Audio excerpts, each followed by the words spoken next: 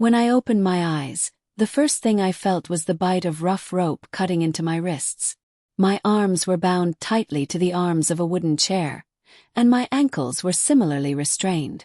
A thick gag filled my mouth, rendering me mute.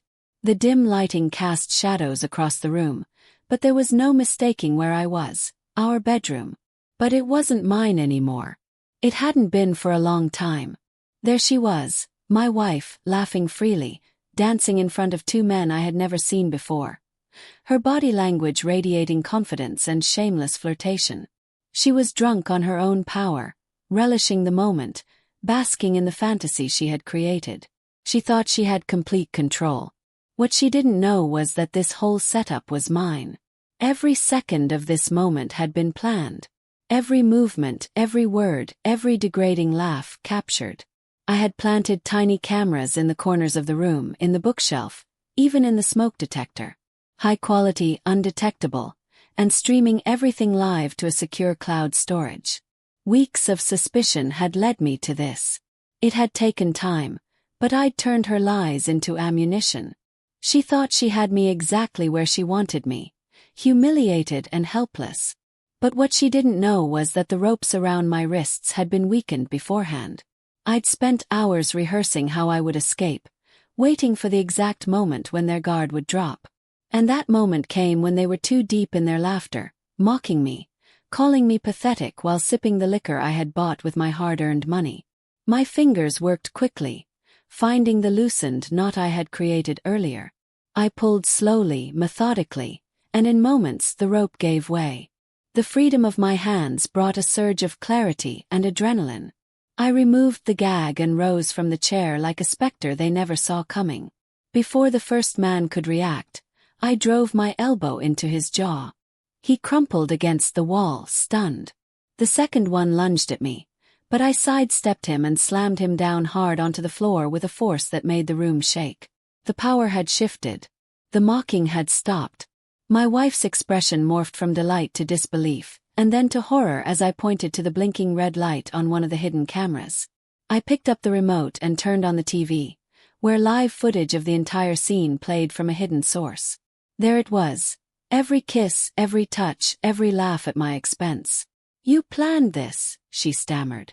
"Every second," I said coldly. "You walked right into it."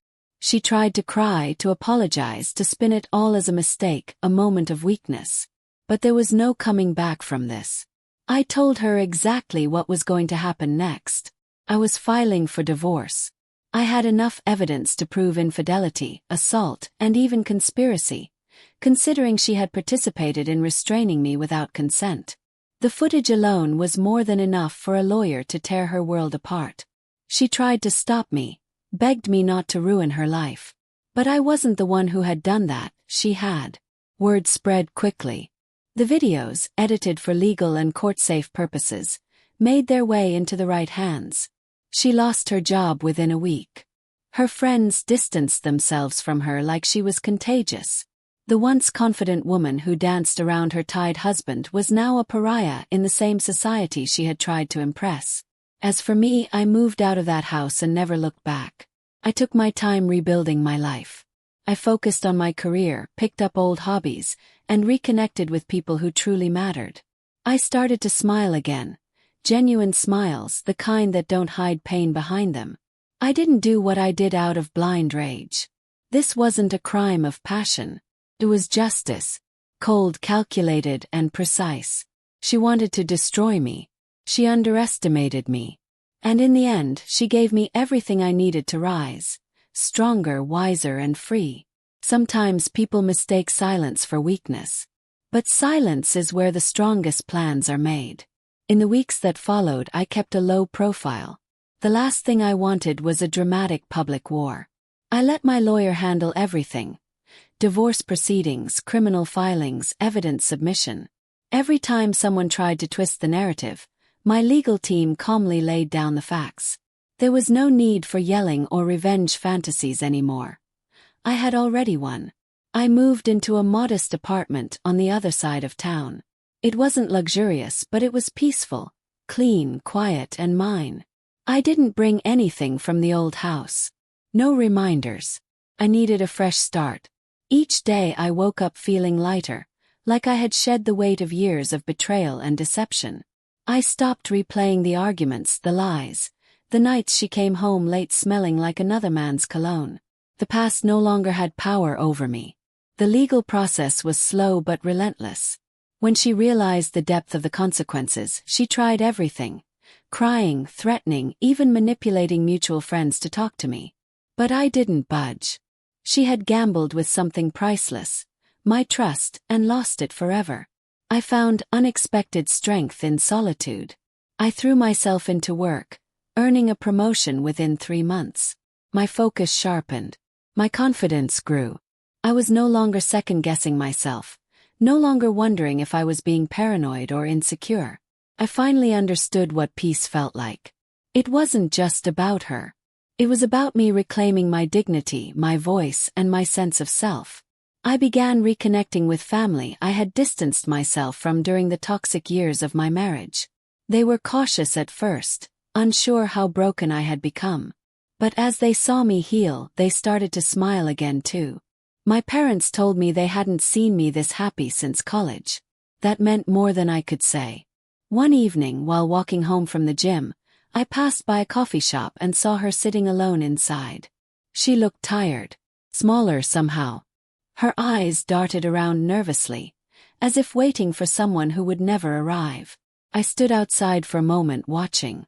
There was no anger in me, no bitterness, just silence. She never saw me, and I walked away without a word. Months passed. I started traveling again. Something I had always loved but had given up because she said it was a waste of money. I stood on mountaintops and watched sunrises in places I had only dreamed of visiting. Every new city was another reminder that life was still full of beauty, still full of possibility. Eventually I met someone new. I wasn't looking for love, but it found me anyway. She was kind, honest, and open. When I told her everything, she didn't flinch. She admired my strength. Not because I had survived betrayal, but because I had chosen not to become bitter. With her, I felt no need to hide any part of myself. We laughed freely, talked for hours, and shared silences that felt comforting instead of heavy. Looking back now, I realize that moment, waking up tied to that chair, wasn't the beginning of my humiliation. It was the beginning of my freedom. I don't regret what I did. It wasn't vengeance. It was truth. And the truth, no matter how painful, set me free. I didn't just escape that room. I escaped a life built on lies. And in its place, I built something stronger, something honest, peaceful, and mine.